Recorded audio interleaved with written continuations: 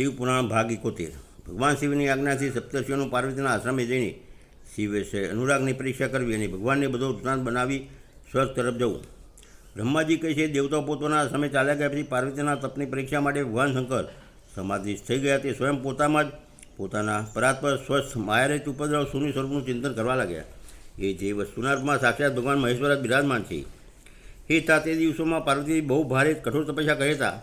ભક્તાદી નવાને કારણે જે સમાધિરૂપ વિચલિત થઈ ગયા, એ સિવાય બીજું કશું કારણ જ નહોતું।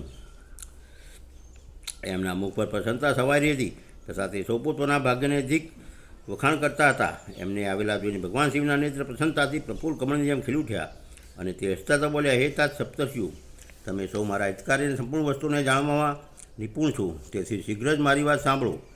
ગિરિરાજકુમારી દેવેશ્વરી પાર્વતી આ સમયે સુસ્થિર ચિત્ત થઈને ગૌરી શિખર નામક પર્વત ઉપર તપસ્યા કર્યા છે। મને પ્રતિરૂપે પ્રાપ્ત કરવાનો એકમાત્ર ઉપદેશ તેમની તપસ્યાનો છે।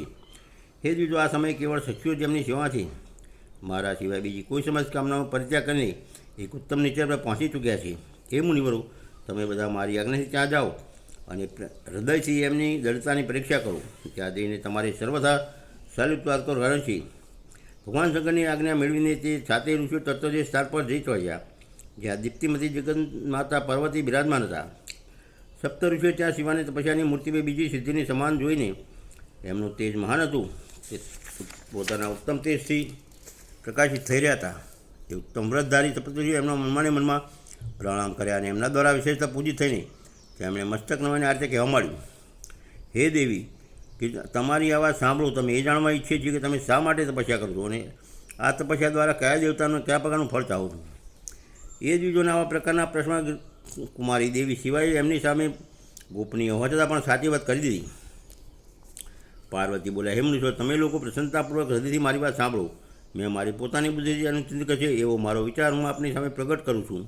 તમે લોકો મારી અસંભવ વાતો સાંભળીને મારો ઉપવાસ કરશો, એટલા માટે વાતોમાં કહેવામાં સંકોચ થાય છે। તેમ છતાં કહું છું, મારું મતન શ્રદ્ધાપૂર્વક એક ઉત્કૃષ્ટ કર્મના અનુષ્ઠાનમાં લાગ્યું છે અને આવું કરવાને માટે વિવેશ થઈ છું। પાર્વતીના વચન સાંભળીને મુનિઓ હસી પડ્યા અને ગિરિજાનું સન્માન કરતાં કરતાં પ્રશાંતતાપૂર્વક સલુક મિથ્યાવચન બોલ્યા। ઋષિએ કહ્યું, હે ગિરિજા નંદની, દેવર્ષિ નારદ વ્યર્થમાં જ પોતાને પંડિત માને છે, એમના મનમાં તો ક્રૂરતા રહેલી છે। તમે સમજદાર થઈને પણ શું તેમના ચરિત્ર નથી જાણતા? નારદ છળકપટની વાતો કરે છે અને બીજાઓને ચિત્તને મોહમાં રાખીને મતથી કાઢે છે। એમની વાતો સાંભળવાથી સર્વથા હાનિ થાય છે। બ્રહ્મપુત્ર દક્ષના પુત્રોને નારદે જે સલ્પનો ઉપદેશ આપ્યો એનું ફળ એ થયું કે બધા પોતાના પિતાને ઘેર પરત આવી જ ન શક્યા। આવા ઝાલ એમણે દક્ષના બીજા પુત્રોના પણ કર્યા, તેઓ પણ એમના ચક્કરમાં આવીને ભિખારી બની ગયા। પ્રહલાદની પોતાનો ચેલો બને એમણે હિરણ્યકશ્યપ દ્વારા મોટા મોટા દુઃખો પાવ્યા।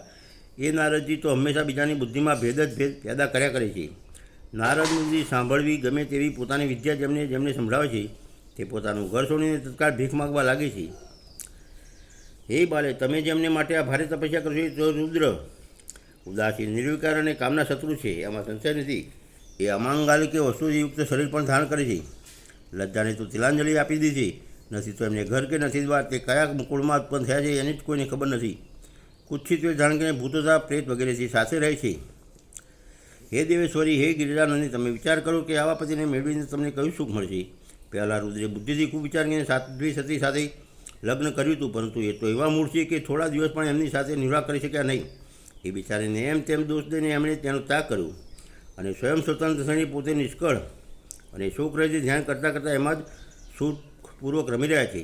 હે દેવી, જે સદા એકલા રહેનારા શાંત અદ્વિતીય છે, એમની સાથે કોઈ પણ સ્ત્રીનો નિર્વાહ કેવી રીતે થશે? હજુ આજે પણ કશું બગડ્યું છે? જાગ્યા ત્યાંથી સવાર તમારી આજ્ઞા માનીને ઘેર પાછા જતા રહો અને આ દુર્બુદ્ધિને છોડી દો। એમાં ભાગે આમાં જ અમારું ભલું છે। તમારી યોગવર તો છે ભગવાન વિષ્ણુ, જે સમસ્ત ગુણયુક્ત છે। એ વૈકુંઠમાં રહે છે, લક્ષ્મીનારાયણ સ્વામી છે અને શિવ વિવિધ પ્રકારની ક્રીડાઓ કરવામાં કુશળ છે।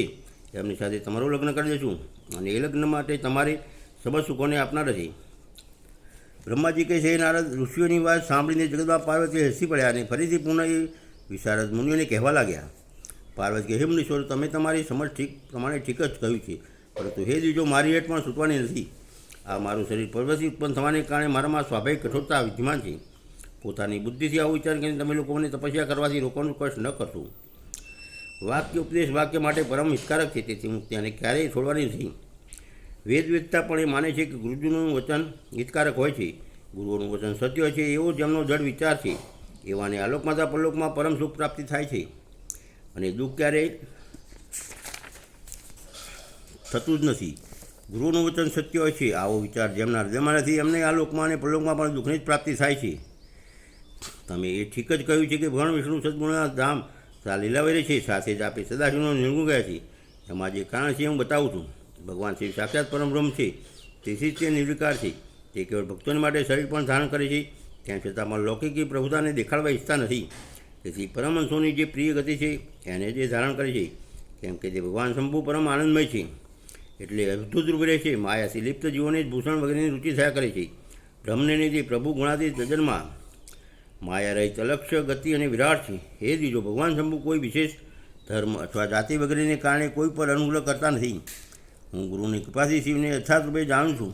એ મત જો શિવ મારી સાથે લગ્ન નહીં કરે તો હું સદા કુમારી જ રહી જઈશ, પરંતુ બીજાની સાથે લગ્ન તો નહીં જ કરું.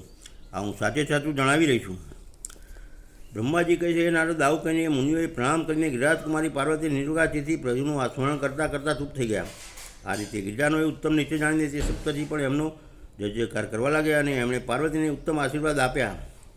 ગિરિજાદેવની પરીક્ષા કરનારે સાથે ઋષિ એમને પ્રણામ કરીને પ્રસન્નચિત્ત થઈને શીઘ્ર જ ભગવાન શિવના સ્થાને રવાના થઈ ગયા. ત્યાં પહોંચીને શિવને મસ્તક નમાવ્યું, એમને સર્વ વૃત્તાંતનું નિવેદન કર્યું અને એમની આજ્ઞા લઈને તેઓ પુનઃ સાદર સ્વરૂપમાં ચાલ્યા ગયા. ભાગ 71 પૂરો.